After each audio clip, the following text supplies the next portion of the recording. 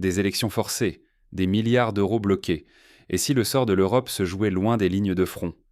Qui contrôle vraiment l'avenir de l'Ukraine et, par ricochet, celui du continent tout entier?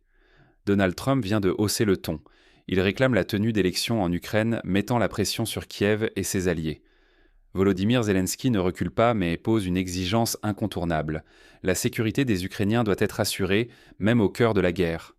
Derrière ces débats sur la démocratie se cache une bataille plus discrète, celle des milliards gelés, des investissements suspendus, des contrats d'armement qui redessinent la carte du pouvoir en Europe de l'Est.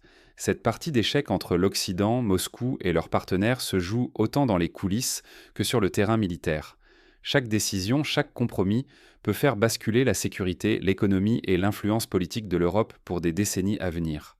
Fermer les yeux sur ces manœuvres, c'est risquer de voir l'influence européenne s'effriter, la stabilité vaciller et l'économie du continent menacée. L'avenir ne se décide plus seulement sur le front, mais aussi dans les salles où se négocient alliances et milliards. Pour saisir comment chaque décision et chaque milliard gelé pèsent sur le destin du continent, il faut revenir sur les faits récents et les chiffres clés. Plongeons dans les enjeux qui redéfinissent aujourd'hui l'Europe. Pourquoi l'appel de Donald Trump à organiser des élections en Ukraine provoque-t-il une onde de choc chez les dirigeants européens et ukrainiens? À première vue, il ne s'agirait que d'un débat politique, mais ce signal traverse bien au-delà de Kiev et Bruxelles. Trump s'exprime sans détour. Il est, selon lui, urgent pour l'Ukraine de renouveler ses institutions. Repousser encore les élections sous prétexte de guerre reviendrait à priver les Ukrainiens de leur droit essentiel à choisir leur avenir. Il affirme que le conflit ne doit en aucun cas justifier une stagnation démocratique. Cette déclaration tranchante met autant ses alliés que ses adversaires au défi.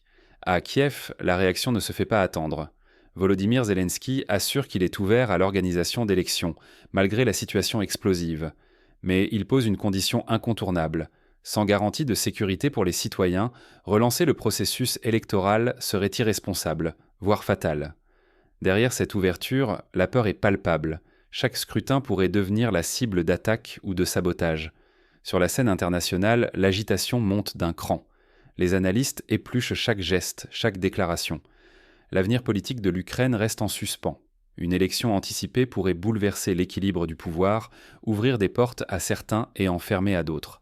Pour les Européens, impossible d'ignorer l'enjeu, leur propre influence pourrait vaciller, alors que chaque alliance est devenue cruciale pour la stabilité du continent. Le risque est immense. Sous-estimer l'importance de ces élections, c'est risquer un basculement régional soudain. La fragmentation politique pourrait vite déstabiliser les institutions, miner la confiance et ébranler aussi bien l'économie que la sécurité. Dans l'ombre, un autre jeu se prépare déjà. Contrats, finances, alliances secrètes, tout se joue en silence, dessinant les contours du prochain chapitre. Les tensions montent, mais chaque acteur avance avec prudence. Derrière les discours officiels, des tractations discrètes pourraient en fait tout faire basculer. Que révèle le déferlement de milliards et d'armes sur la vraie nature des alliances en Ukraine? Sous la surface des discours, l'Europe et les États-Unis tissent un soutien militaire inédit. Promesse à Kiev d'un financement massif sur 12 mois. Pourtant, l'argent ne va pas directement à l'Ukraine. Il circule sous forme de crédits, dont la majorité retourne aussitôt dans les coffres des industries d'armement occidentales. Ainsi, chaque euro investi nourrit d'abord les fabricants de missiles, de blindés et de drones européens et américains, alimentant une économie de guerre feutrée. Prenons le cas allemand. Ces commandes militaires cumulées franchissent le cap de 52 milliards d'euros, un sommet inimaginable avant la guerre. Cette manne, loin d'être un simple geste de solidarité, redéfinit l'équilibre des forces au sein de l'Union européenne. Elle resserre les liens entre Berlin, Paris, Londres et Washington, tout en cristallisant de nouvelles dépendances autour de la défense ukrainienne. Mais derrière cette unité, les divisions persistent. Quand Washington propose des plans de paix, les Européens temporisent, voulant garder la main sur leur agenda diplomatique. Leur objectif, éviter tout accord trop hâtif qui limiterait leur influence sur la suite du conflit.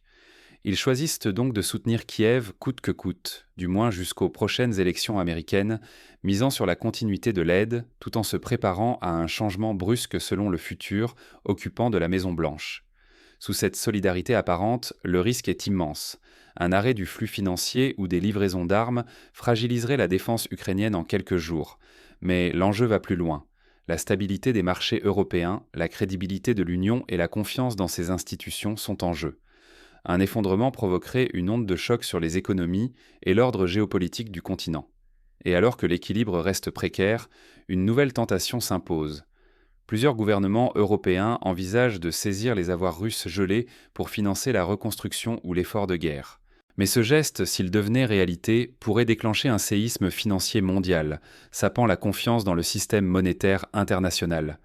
Face à ces dilemmes, chaque décision compte, pesant lourd sur l'avenir de l'Europe.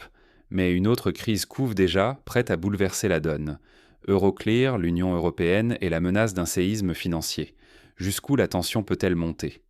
Une ligne rouge se dessine en coulisses, prête à être franchie, avec des conséquences capables de bouleverser tout l'édifice européen.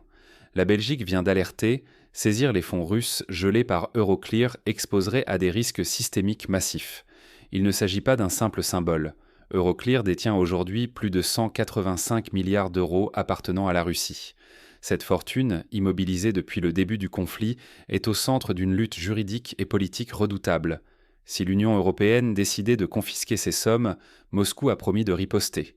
Les représailles pourraient inclure la saisie d'actifs européens en Russie. Par ailleurs, la menace de poursuites judiciaires internationales pèse lourd, faisant craindre la création d'un précédent légal toxique pour l'Europe.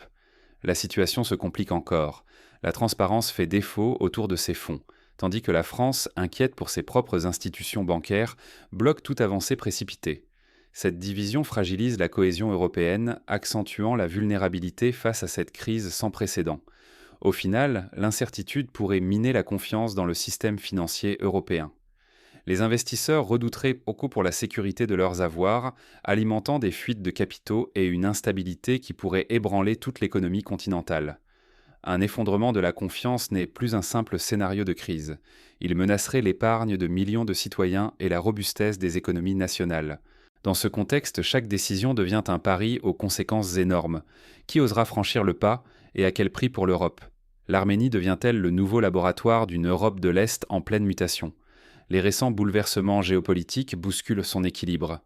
Sous la pression de ses voisins et d'une instabilité chronique, Erevan opère un virage stratégique sans précédent. Le gouvernement arménien vient de conclure un partenariat inédit avec l'Allemagne et renforce ses liens avec l'Union européenne. Cela va au-delà des mots, des centaines de millions d'euros européens sont débloqués pour soutenir la démocratie et renforcer la sécurité nationale. Les engagements sont concrets, financiers et politiques sur le long terme. Ce rapprochement ne passe pas inaperçu. Bakou, capitale de l'Azerbaïdjan, dénonce ouvertement ce tournant vers l'ouest. Cette tension révèle une polarisation accrue dans le Caucase, où chaque décision pèse lourd sur la scène régionale. De nouveaux axes d'influence se dessinent. Le corridor du milieu et la route TRIP deviennent stratégiques. Berlin et Bruxelles y voient une chance d'étendre leur présence bien au-delà de l'économie. Face à une Russie dont l'emprise s'effrite, l'Arménie parie sur l'Europe pour accélérer ses réformes et résister aux pressions extérieures. Mais ce pari est risqué. Mal anticiper ces recompositions, c'est risquer l'isolement et perdre toute marge d'action dans la nouvelle architecture européenne. Chaque acteur doit donc réévaluer ses alliances. Qui saura transformer l'incertitude en opportunité sans y laisser son influence ? À mesure que les tensions s'exacerbent, d'autres pays d'Europe de l'Est observent de près l'exemple arménien. Les choix faits aujourd'hui pourraient bien redéfinir l'équilibre du continent tout entier. Si l'avenir se joue loin des projecteurs, qui saura vraiment lire entre les lignes ? Jamais la question n'a été aussi pressante. Chaque décision, chaque négociation peut bouleverser durablement l'équilibre fragile de l'Europe de l'Est. Il ne suffit plus d'observer en retrait. Sous les annonces officielles, de profondes mutations avancent à bas bruit. Les risques dépassent les frontières de l'Ukraine. Ils menacent la sécurité de tout le continent, la stabilité de nos économies et la confiance envers la démocratie. Rester spectateur, c'est accepter que d'autres écrivent l'histoire. Prochaines élections, nouveaux jeux d'alliances, choix financiers, chacun de ces actes façonnera la réalité de demain. Hésiter ou ne rien faire, c'est risquer des conséquences lourdes, bien au-delà de nos frontières. À ceux qui croient à ces enjeux lointains ou abstraits, rappelons-le. Chaque crise, chaque compromis, chaque tension sur les marchés ou dans les urnes façonne notre avenir commun. S'informer, débattre, c'est déjà agir. N'attendons pas que d'autres décident seuls. Restons vigilants, analysons les signaux faibles, refusons l'indifférence. L'histoire le prouve, l'inaction n'a jamais protégé personne. À la croisée des chemins, comprendre la dynamique actuelle donne la possibilité d'influencer l'avenir. Tout dépendra de notre capacité, ensemble, à anticiper et